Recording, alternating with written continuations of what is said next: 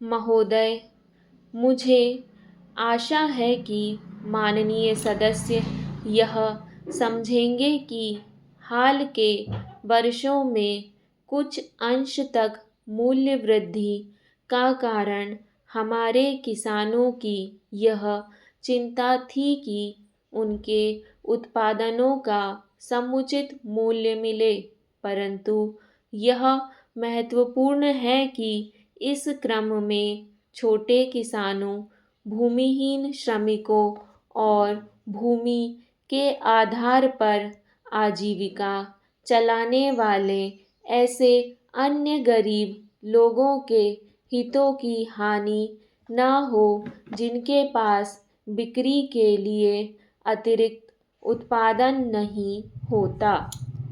उपभोक्ताओं और उत्पादकों के हितों में सामंजस्य स्थापित करना सरकार का काम है। कोई भी मूल्य नीति इस प्रकार सफल हो सकती है। हमें किसानों के यथार्थ हित में काम करना है, लेकिन साथ ही हमें यह भी सुनिश्चित करना है कि समाज के कुछ वर्ग शेष समाज का शोषण न कर सकें। अलग अलग वर्गों के बजाय पूरे राष्ट्र के हित को हमेशा ही प्रधानता देनी होगी। हमें याद रखना है कि अन्य देशों में भी, जिनमें अनेक विकसित देश भी हैं, विभिन्न रूपों में मूल्य वृद्धि पाई जाती है।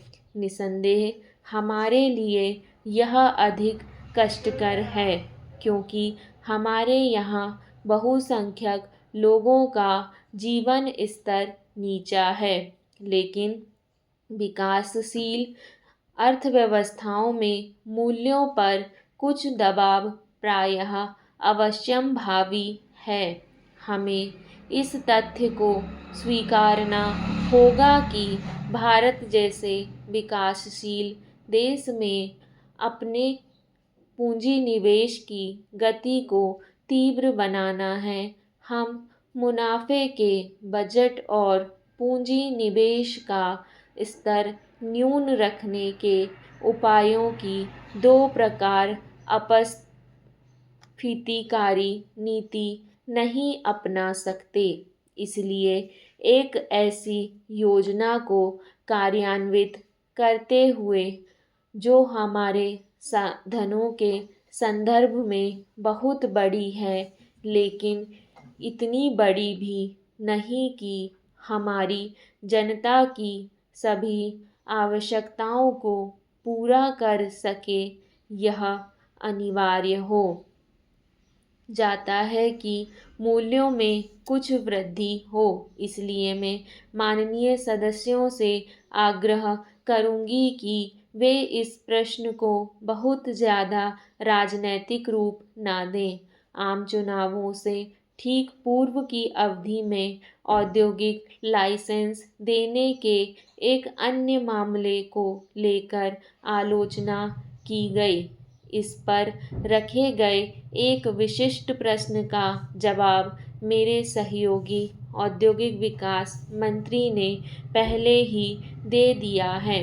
कोई भी काम जल्दबाजी में नहीं किया गया है और हर चीज़ सामान्य प्रक्रिया के तहत की गई है।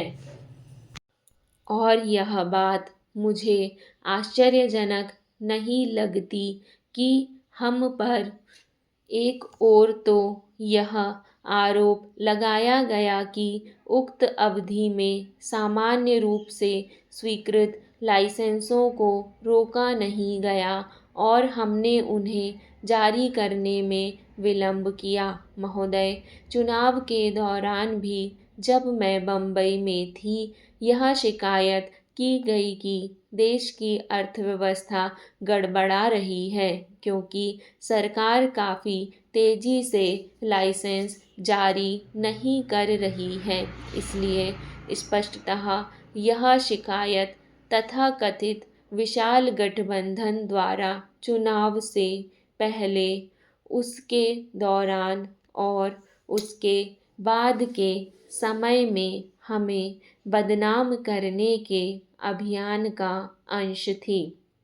कैलेंडर वर्ष 1990 में औद्योगिक लाइसेंसों के लिए आवेदनों की संख्या में वृद्धि हुई, जो इसका सूचक था कि औद्योगिक स्थिति में सुधार हुआ है।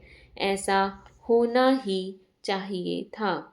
1990 के बाद जबकि एकाधिकार और प्रतिबंधित व्यापार कानून लागू हुआ, सरकार को ऐसी नीतियों और प्रक्रियाओं का निर्धारण करना पड़ा जिससे उक्त कानून और औद्योगिक लाइसेंस प्रणाली के बीच संतुलन स्थापित हो सके। जब सरकार उक्त कानून की परिधि आने वाले आवेदनों को निपटा चुकी, तो उस श्रेणी के आवेदनों को और आगे की प्रक्रिया के लिए लिया गया। चुनावों से ठीक पहले सरकार ने लाइसेंस देने के मामले में जिन औपचारिकताओं और प्रक्रियाओं का पालन किया, वे ठीक वैसी ही थीं जिनका परिचालन पहले से ही किया जा रहा था। और जैसा कि मैंने कहा, इन लाइसेंसों के मामले में किसी की स्वीकृत नीति अथवा जांच परख के सामान्य मापदंडों में कोई भी छूट नहीं दी गई।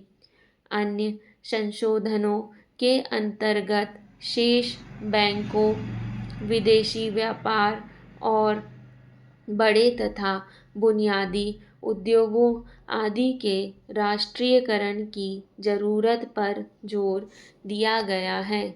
गत वर्ष मैंने इन तथा राष्ट्रीयकरण संबंधी ऐसे ही अन्य मांगों के बारे में सरकार के दृष्टिकोण को स्पष्ट किया था। सरकार राष्ट्रीयकरण से भयभीत नहीं है, फिर भी वह राष्ट्रीयकरण को अपने आप में ही एक पूर्ण ध्येय नहीं मानती। राष्ट्रीयकरण संबंधी निर्णयों को हमारे आर्थिक कार्यक्रम की आम बजट में फिट बैठना चाहिए। सरकार जिस दिशा की ओर बढ़ना चाहती है, वह बिल्कुल स्पष्ट है। हम सार्वजनिक क्षेत्र के बढ़ते हुए प्रमुख योगदान की परिकल्पना करते हैं।